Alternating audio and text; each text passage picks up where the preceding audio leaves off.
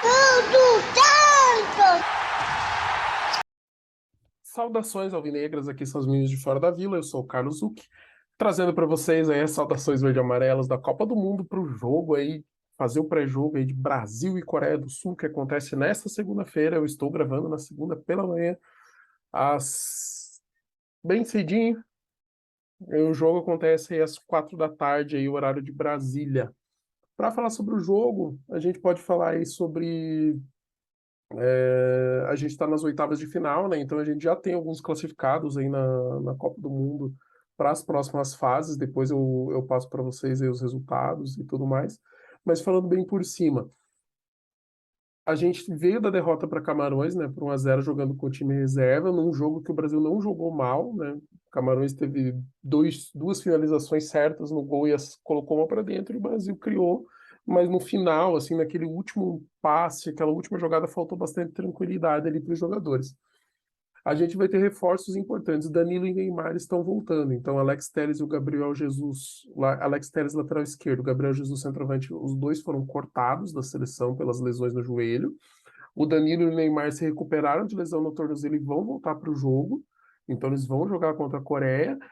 E o lembrando que Danilo e Neymar estão fora aí já há mais tempo, e o Alexandre ainda foi preservado, né? Ele já estava fazendo alguns treinamentos à parte com bola, só que pensando que se o Brasil passar pela Coreia hoje, ainda tem uma continuidade aí com quartas de final, talvez uma semi, talvez até a final, e agora a gente está só com o Alexandre de lateral esquerdo no elenco, então ele vai ser preservado, e o Brasil deve ter uma improvisação na direita, que não é tanto improviso assim, eu vou explicar para vocês, tá? Como que vai funcionar a questão da classificação, da escalação, perdão. A Coreia do Sul chega às oitavas apenas pela terceira vez em sua história, a primeira desde 2010, 12 anos atrás. Os guerreiros asiáticos querem mais, querem igualar a campanha de 2022, onde na Copa do Japão e da Coreia eles foram semifinalistas. Eu lembro que teve algumas tretas da arbitragem em 2002, quando a Coreia chegou até as semifinais. Então eu acredito que esse ano eles não vão ter essa ajudinha, não. Vai ter que ser no campo mesmo. Eles são comandados pelo técnico Paulo Bento e tem brilho para isso. Na derrota para Gana, buscaram uma desvantagem de 2-0 no segundo tempo e não pararam de lutar e mais tarde venceram Portugal de virada já nos acréscimos. A equipe que avançar nesse confronto vai enfrentar nas quartas de final o vencedor de Japão e Croácia, que se enfrentam ao meio-dia. Então, quando as duas seleções entrarem às 4 da tarde, a gente já vai saber se o adversário vai ser ou o Japão ou a Croácia. A transmissão vai ter na Globo, vai ter no Sport TV e vai ter no YouTube, no canal do Casemiro, a Casa TV. E tem várias outras opções, vai ter no Globoplay, no Sport TV 2, vai ter transmissão do jogo ao vivo no Globo Esporte, tem bastante lugar para assistir esse jogo. Provável escalação do, do Brasil, mostrando para vocês: Alisson no gol, Éder Militão na lateral direita, Marquinhos, Thiago Silva e Danilo na lateral esquerda. Então, Danilo deve fazer a lateral esquerda no lugar do Alexandre. Casemiro e Lucas Paquetá, Rafinha, Neymar, Vini Júnior e Richarlison no comando do ataque. Alexandre, por enquanto, poupado para a sequência. Alex Telles e Gabriel Jesus cortados com lesões no joelho. E na Coreia do Sul, em princípio, deve ter todo o seu time completo, todos os 26 jogadores disponíveis.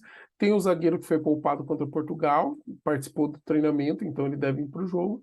E também teve um meia que perdeu os dois primeiros jogos, mas entrou no segundo tempo da terceira partida, marcou o gol decisivo, então reconquista a posição no time titular.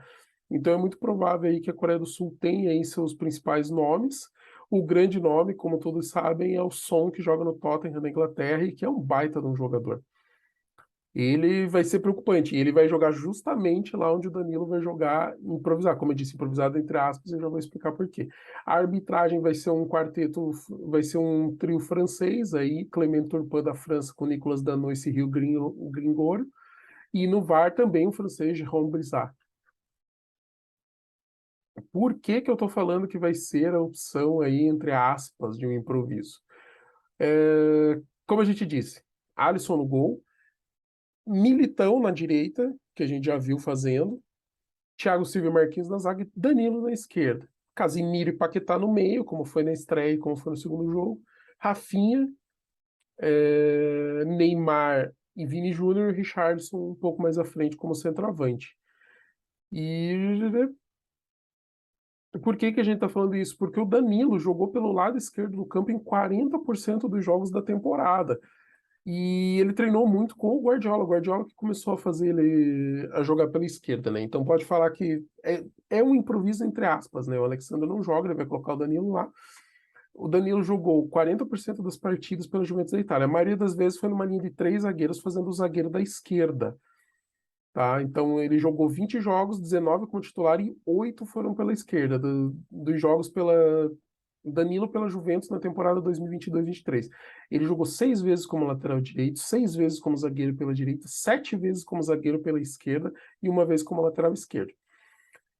Falando que o Danilo começou a desenvolver essa virtude de atuar pelos dois lados com o Guardiola no Manchester City entre 2017 e 2019. Ele não gostava no começo, porque ele achava que ele estava sendo preterido pelo lateral inglês Kyle Walker, mas que com o tempo ele foi pegando gosto. Então deu bagagem e hoje ele se sente à vontade. Então, assim, ele tem um entendimento de jogo, características que tem e tudo mais, ele consegue fazer uma boa construção de jogo e tocar bem. Aí ele diz que Tite e seus auxiliares costumam elogiar a inteligência tática de Danilo, que já trabalhou com alguns dos melhores treinadores do planeta. Além de Guardiola, ele foi comandado por José Mourinho, Zidane e Maurício Sarri. E aí tem um jornalista aí do Sérgio Stanco, do Gol Itália, que prefere o Danilo jogando na lateral esquerda do que o Alexandro. Isso ele falando sobre a Juventus. O que ele diz é o seguinte: onde quer que jogue, ele cumpre sua função. É um jogador confiável, de boa personalidade. Obviamente, pelo lado direito é mais confortável para ele, mas mesmo na esquerda nunca falha. Isso é uma matéria que eu estou lendo do Globo Esporte, tá, galera? E daí tem um outro repórter que é da Gazeta dello Sport, também, Luca Bianchini, da Itália, e fala que o papel tático do Danilo pela Juventus é semelhante ao da seleção. Ó. Depois de uma primeira temporada ruim sob o comando do Sarri, ele começou a jogar muito bem. Defensivamente atua como um lateral. Ofensivamente ajuda mais na posse de bola e no controle de bola pelo centro do que explora os avanços pelo corredor, que é o que o Tite tem feito com essa seleção, né? Os laterais fecham mais no meio para ajudar no passe e no controle da bola. Falando que há algum tempo Danilo é titular absoluto, ele igualou a quantidade de jogos de Daniel Alves ao comando de Tite, 32. Ele tem 47 partidas e apenas um gol pela seleção. Contra quem que ele marcou? Contra a Coreia no amistoso em 2019. Então também é aí um bom sinal, né, para a gente pensar, né? Falando sobre o Alexandre, que a comissão conversou com o Alexandre e segurou a recuperação do lateral para possível quartas de final, porque ele tinha expectativa de ir para a partida, mas está fazendo reforço de fisioterapia em início de transição, por conta de agora só ter um lateral esquerdo de função de ofício que o Alex Telles foi cortado, né? Então, a comissão está se precavendo para manter o lateral, mostrando que o lateral está nos planos, que os planos são esses. Se o Brasil avançar, a tendência é que o Alexandre volte aí nas quartas de final, outro contra o Japão, contra a Coreia. E aí o Danilo voltaria para a direita, estando em condições. E aí tá falando que contra a Coreia do Sul em junho deste ano, o Brasil venceu por 5-1 e que o Alexandre teve o melhor jogo dele na seleção, né? Ele sofreu 2 pênaltis na partida e ainda cruzou pro gol do Fred e tinha cruzado também pro gol do Thiago Silva, que foi anulado por impedimento. E na Copa ele foi bem, né? No primeiro jogo ele teve bola na trave, foi o segundo do time que mais correu e que ele já esteve em 17 das 20 convocações de Tite nesse ciclo de Copa e só ganhou a titularidade na reta final da corrida rumo ao Catar. Ele disputou a posição com o Renan Lodge, com o Guilherme Arana e com o Alex Telles. Ele tem 38 jogos e 2 gols com a camisa da seleção brasileira. E aí falando, né, que do amistoso em junho foi 5-1, que teve bastante tietagem dos coreanos, dos sul-coreanos, com a seleção brasileira, eles foram para o vestiário do Brasil, conversaram, inclusive tem até jogador pedindo para o Lucas Paquetá ensinar uma dancinha. Então, dentro de campo foi domínio da seleção, aos 7 minutos o Richarlison abriu o placar, Hwang empatou aos 31 e Neymar desempatou aos 42 num pênalti com a ajuda do VAR. No segundo tempo teve mais um de pênalti do Neymar e Felipe Coutinho e Gabriel Jesus completaram o marcador. Precisamos lembrar que é outra história. Amistoso é diferente de jogo valendo e a Coreia do Sul tá bem na Copa. tá? E teve bastante mudança também, então, ó, dos 11 que iniciaram amistoso pela Coreia, 2 não são mais titulares e outros 2 não, nem foram para a Copa. Então, aí 6 jogadores se mantêm, mas outros 4 já mudaram. Outros 7 se mantêm, outros 4 já mudaram. E do Brasil, o Brasil tinha começado com o Everton no gol, Daniel Alves na direita, Alexandre na esquerda e o Fred como titular. E ainda o Tite colocou Coutinho, Gabriel Jesus e Matheus Cunha durante a partida. Coutinho e Matheus Cunha nem foram para a Copa, tá? O Coutinho por lesão, em princípio, né? O Matheus Cunha não chegou a ser levado, não chegou a ser convocado. Para falar sobre a Coreia, falando que é adversário da Copa, a Coreia é referência em games e tem atletas de esportes como ídolos. Falando do Faker, que é astro do League of Legends, já fez comercial e trocou camisa com o Son, que é o principal jogador da seleção sul-coreana. E na Coreia do Sul, os games são reconhecidos como esportes, com jogadores alçados ao posto de celebridades. E existe uma entidade do governo para cuidar do tema no país, que é a Korea E-Sports Association, criada em 2000. Então, primeiro a Coreia virou uma potência no StarCraft. Foi possível porque teve bastante. A partir da década de 90, os coreanos desregulamentaram o mercado desregulamentaram o mercado de telecomunicações, o que proporcionou o crescimento da infraestrutura de banda larga. Então, foi investido em jogos online e televisão digital para ter conteúdo para essa banda larga que todo mundo estava tendo. A internet da Coreia do Sul é uma das mais baratas, rápidas e acessíveis do mundo. E começaram primeiro com uma potência do StarCraft, e sempre, historicamente, os campeonatos eram amplamente dominados pelos sul-coreanos, e os jogadores de StarCraft são ídolos por lá. E às vezes reconhecimento até maior que atletas de esportes tradicionais. E daí fala do Faker, jogador de League of Legends, é o único tricampeão mundial de LoL, tem 7 participações nos campeonatos mundiais da modalidade, conquistou o primeiro título em 2013, é considerado o maior jogador de League of Legends da história, além de ser o mais vencedor. Ele tem status de lenda na Coreia do Sul, indo além da bolha de esportes. Ele já entrou para a lista Forbes Under 30, virou garoto propaganda de marca de sorvetes, jogou o LoL e cantou com a banda de K-pop BTS em uma plataforma de streaming sul-coreana e estampou vários outdoors. E já trocou camisas com o Son, que é o maior ídolo aí da seleção. Bem legal. E daí tem vários outros campeonatos. Eles falam de outros jogos, falam do Overwatch. é, E daí fala do uso de computadores de alta performance para poder jogar. Bem legal, interessante. A matéria do GS, se você clicar lá na parte da Coreia, você vê.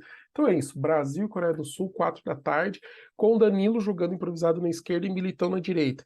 De resto, a escalação que a gente já conhece, né? Alisson no gol, Marquinhos e Thiago Silva na zaga, Casemiro e Paquetá. O Neymar solto ali mais no meio e a gente com Rafinha, Vini Júnior e Richarlison no ataque. Falando aí sobre as oitavas de final, a gente teve a Holanda vencendo os Estados Unidos por 3-1. Em princípio, melhor partida da Holanda na Copa, mas muitos analistas falando que isso é pouco para enfrentar a Argentina, que se classificou aí vencendo a Austrália por 2-1. Então a gente vai ter Holanda e Argentina nas quartas. A gente também teve a Inglaterra vencendo o Senegal por 3-0 e se classificando para as quartas, e vai enfrentar a França, que venceu por 3-1 com um bom jogo do Mbappé. Mbappé que é o artilheiro da Copa com 5 gols. Então, já temos definidos aí para as quartas de final Holanda e Argentina, que jogam na sexta-feira, às 4 da tarde. O Brasil, se passar, vai jogar também nas sextas, mas vai ser ao meio-dia. E no sábado a gente já tem às 4 da tarde Inglaterra e França. E a gente vai ter ao meio-dia Marrocos ou Espanha enfrentando Portugal ou Suíça. Então a gente vai ter sexta-feira 2 jogos, sábado 2 jogos, já aí pelas quartas e com 2 jogos definidos. Holanda e Argentina na sexta, Inglaterra e França também na sexta. Que mais que a gente tem de jogo? Japão e Croácia ao meio-dia para saber quem que vai enfrentar o vencedor de Brasil e Coreia às 4. E na terça-feira, amanhã, a gente vai ter Marrocos e Espanha ao meio-dia e Portugal e Suíça às 4 da tarde. E é isso, galera. Obrigado por você que acompanhou o nosso vídeo. Obrigado quem tem acompanhado o nosso trabalho. Curta, comente, compartilhe, se inscreva no canal, ative as notificações. Avalie a gente aí nos tocadores de podcast para quem ouve a gente. Deixe seus comentários aqui no vídeo. Digam aí quanto você acha que vai ser o jogo, para quem que está torcendo, qual que é a expectativa aí, volta do Neymar, improviso aí do Danilo improviso, como disse a seleção, né, bem entre aspas aí, mas também pensando no som, e daí tendo o Militão também para de repente segurar, porque provavelmente a Coreia vai jogar muito em velocidade nas pontas, são jogadores rápidos, vigor físico, vontade, e aquilo que eu falei, está diminuindo a distância entre o futebol é muito globalizado, então o nível fica mais próximo, jogadores jogando em grandes ligas. E é isso, galera. Muito boa sorte para o Brasil. Até a próxima e para cima deles. Um grande abraço.